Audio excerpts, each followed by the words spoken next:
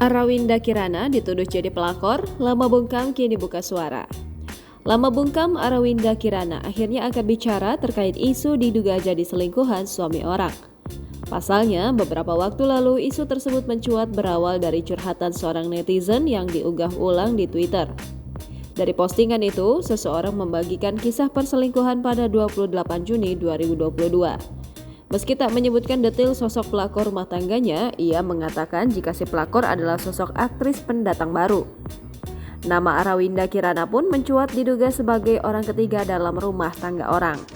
Setelah lama bungkam, Arawinda akhirnya muncul dan menanggapi isu yang beredar. Melalui unggahan Instagram terbarunya, Arawinda menjawab rumor diduga jadi selingkuhan.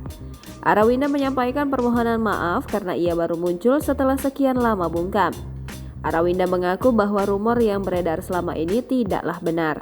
Aktris bernama lengkap Sri Arawinda Kirana Rustandi merupakan aktris kelahiran 2001 yang telah menekuni dunia seni peran sejak kecil. Ia diketahui mulai bergabung dalam seni teater dan tari sejak berusia 6 tahun. Arawinda Kirana merupakan aktris, penyanyi, dan model berkebangsaan Indonesia.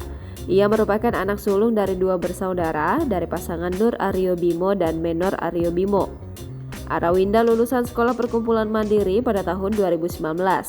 Ia melanjutkan pendidikannya dengan mengambil Screenwriting Summer Course atau kepenulisan skenario di New York Film Academy selama 4 bulan.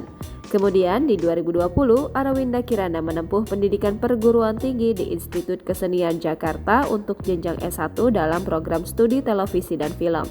Namanya memang baru dikenal usai membintangi film Yuni.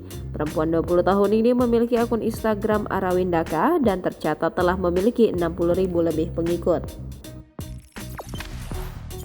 Jangan lupa subscribe, share, komen, dan like ya!